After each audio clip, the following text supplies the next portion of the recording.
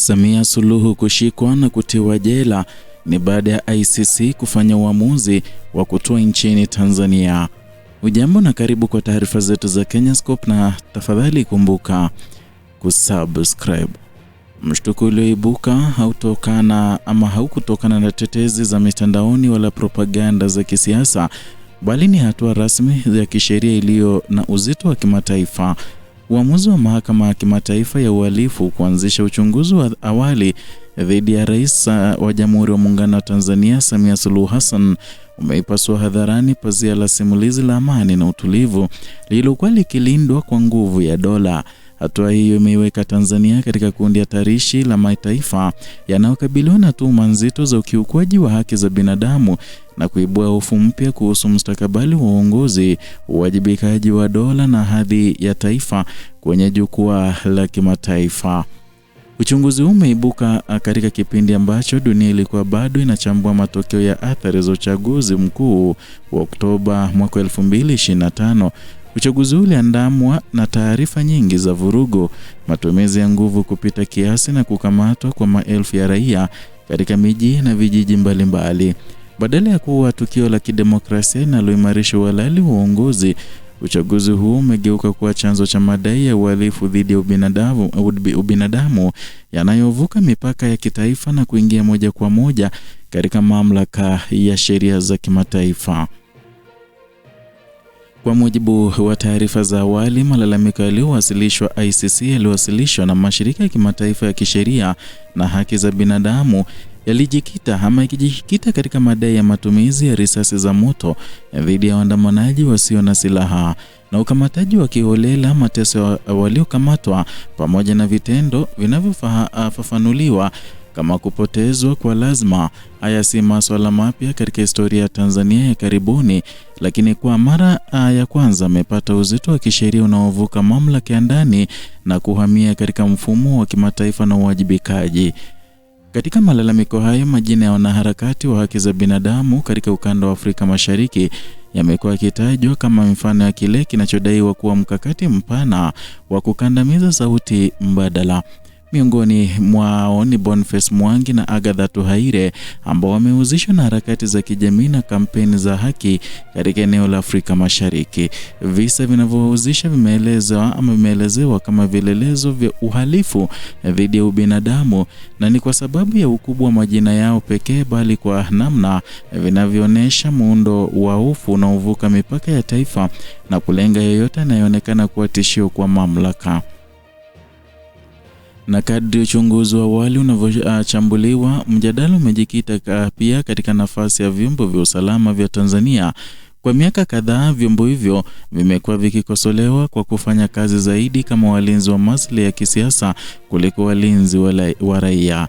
Tuhuma za kutumia nguvu kupita kiasi, kutozingatia taratibu za kisheria na kufanya operesheni zisizo na uwazi zimekuwa zikijirudia katika ripoti za mashirika ya ndani na ya kimataifa. Uchunguzi wa ICC unalazimisha masuala haya kuangaliwa kwa macho ya sheria ya kimataifa, ambapo kinga ya kisiasa inapoteza nguvu yake. Sehemu nyingine nzito ya malalamiko yaliyowasilishwa na ICC inahusu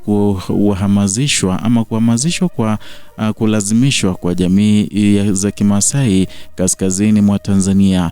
Tukio hili limekuwa likigusa mgongano wa muda mrefu kati ya sera za utalii, maslahi ya wawekezaji wakubwa na haki za kijamii za asili.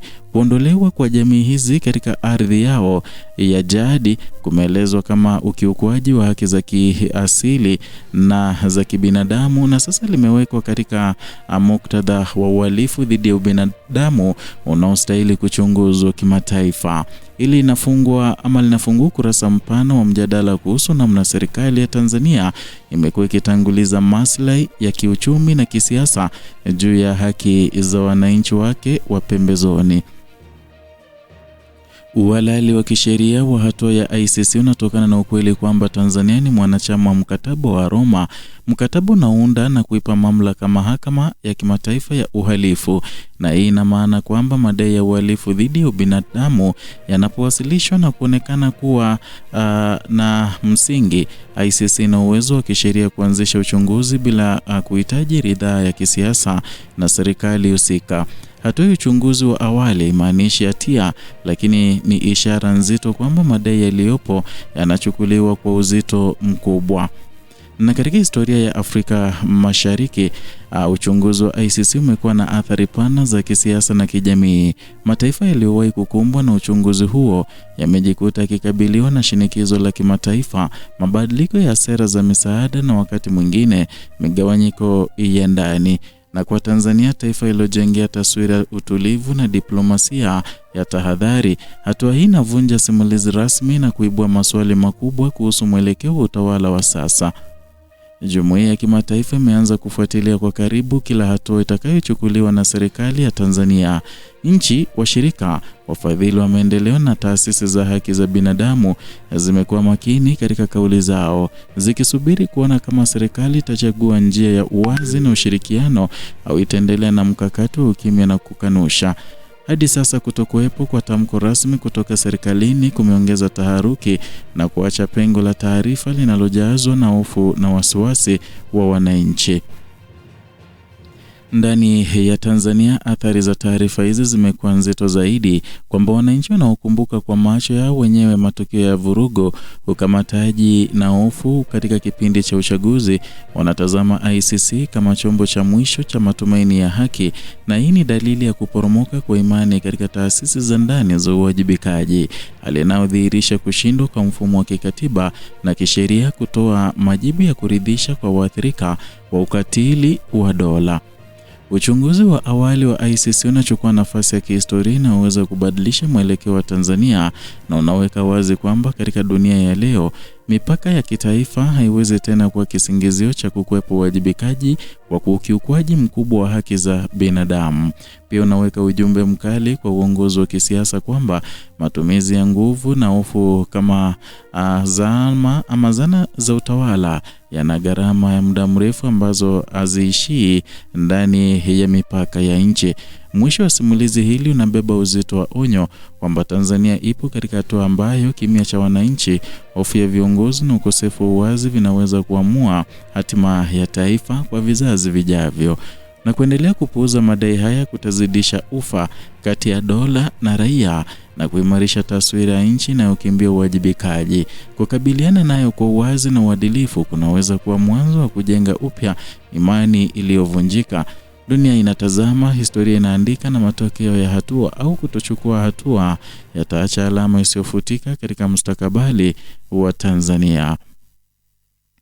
Ndio hayo tuliokuandalia siku ya leo kutoka hapa Kenyascope, channel yako pendwa ambayo inakuletea taarifa hizi pamoja na zingine na uchambuzi wa kina bila kupindisha wala kuegemea upande wowote. Zidi kuwa nasi hadi mwisho, na vile kumbuka kutusupport kwa kusubscribe, kulike na kushare video zetu ili tuweze kuwafikia ndugu jamaa na wote ambao hawajapokea taarifa hizi.